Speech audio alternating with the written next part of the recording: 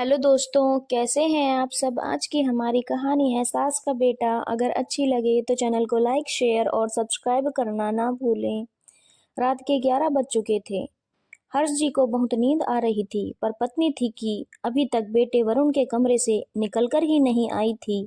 2 बार हर्ष जी उसके कमरे में चक्कर लगाकर आ चुके थे और अपनी पत्नी को बुला चुके थे। आखिर बहू विद्या को रसोई में जाते देखकर उठ गए और वरुण के कमरे में जाकर बोले, अरे भाग्यवान, कब तक वरुण के कमरे में ही बैठी रहोगी। अब इन्हें भी सोने दो और खुद भी सो जाओ। आपको भी क्या चैन नहीं है। कुछ पल मेरे बेटे से बातें कर रही हूँ, लेकिन आपको वो भी नहीं सुहाता।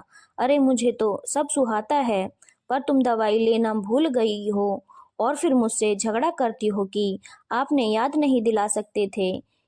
हाँ तो ठीक है ना, दवाई लेकर आकर बैठ जाती हूँ। नहीं नहीं, तुम दवाई कमरे में ही लो और फिर आराम करो। डॉक्टर ने दवा लेने के बाद आराम करने के लिए कहा है, लेकिन कब? इस बार गए थे तब डॉक्टर ने कहा था, पर मेरे सामने तो ऐसा कुछ नहीं कहा। अरे तुम बाहर निकल गई थी तब कहा था। आखिर सीमा जी को मन मार कर अपने कमरे में आना पड़ा। सीमा जी के कमरे में आते ही हर्ष जी ने कहा, क्या तुम बच्चों के कमरे में बैठी रहती हो? अच्छा लगता है क्या? इसमें अच्छा लगने की क्या बात है? मेरे बेटे से ही तो बात कर रही हूँ। पहले भी तो रात को मैं उससे बातें करती थी, पर पहले की बात और थी, अब बात और है। अब घर में बहू आ चुकी है और पहले कौन सा तुम उसके कमरे में 11-11 बजे तक बैठी रहती थी। तो बहू के आने के बाद भी मेरा ही बेटा है और बेटा ही रहेगा। सीमा जी ने तो नक्कर कहा और अपनी दवाई लेकर सोने चली गई। हर्ष जी अपना सिर पकड़कर बैठ गए। दूसरे दिन सुबह हर्ष जी अपने मॉर्निंग वॉक से लौटकर आए तो घड़ी में 8 बज चुके थे। वरुण अपना नाश्ता कर रहा था और सीमा जी वहीं डाइनिंग टेबल पर बैठी हुई थी, जबकि बहू विद्या नाश्ता सर्व कर रही थी। सीमा जी विद्या को बिल्कुल भी वरुण के पास रुकने नहीं दे रही थी। जैसे ही विद्या कुछ सर्व करने के लिए भी आती तो सीमा जी बर्तन उसके हाथों से ले लेती। हर्ष जी अपने साथ गर्मा गर्म कचौरियाँ लेकर आए थे, उसे विद्या को देकर बोले, ले बहू, वरुण को भी परोस दे। विद्या कचौरियाँ लेकर वरुण की तरफ बढ़ ही रही थी कि सीमा जी ने उसके हाथ से कचौरियाँ भी ले ली और उससे कहा, जा बहू, तू वरुण का टिफिन पैक कर दे, मैं ही कचौरियाँ परोस दूंगी। हे भगवान, इस औरत को कब समझ आएगा। यही बात सोचते हुए हर्ष जी वहीं सोफे पर बैठ गए और सीमा जी के तमाशे देखने लगे। थोड़ी देर बाद वरुण घर से निकलने लगा तो उसने विद्या को आवाज देकर कहा, विद्या, शाम को जल्दी तैयार हो जाना, रवि के यहाँ पार्टी में जाना है, मेरे सारे दोस्त आ रहे हैं। इससे पहले कि विद्या कुछ कहती, सीमा जी बोली, अरे फिक्र मत कर बेटा, हम लोग टाइम से तैयार हो जाएंगे, तू जा। सीमा जी की बात सुनकर वरुण एक पल के लिए रुक गया।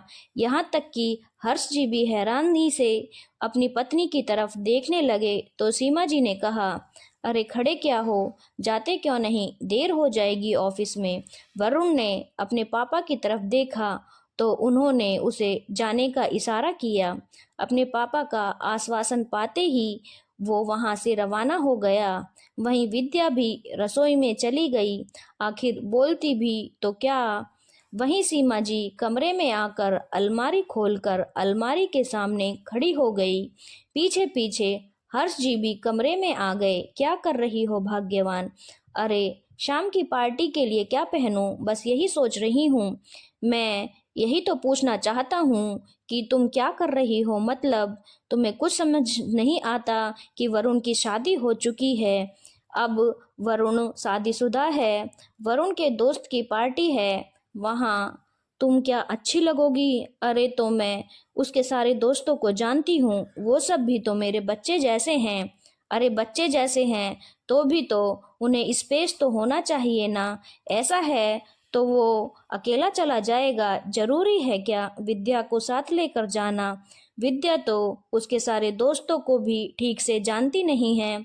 अरे नहीं जानती तो जान जाएगी, वो दोनों पति पत्नी हैं, तुम्हें शोभा देता है क्या बच्चों के साथ जाना? अरे वरुण, पर वरुण मेरा बेटा है। पर भाग्यवान तुम्हारा बेटा अब किसी का पति भी है।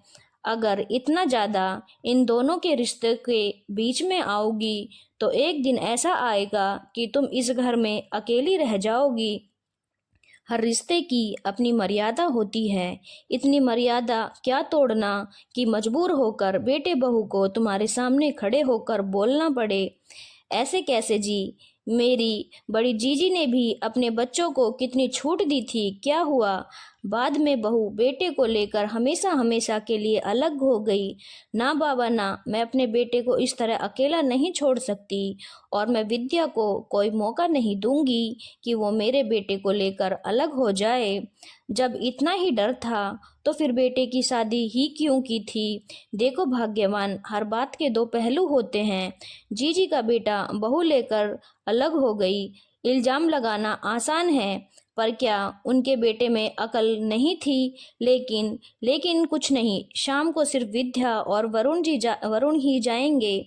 कुछ तो अपने संस्कारों पर भी विश्वास करो, थोड़ा स्पेस तो दो बच्चों को।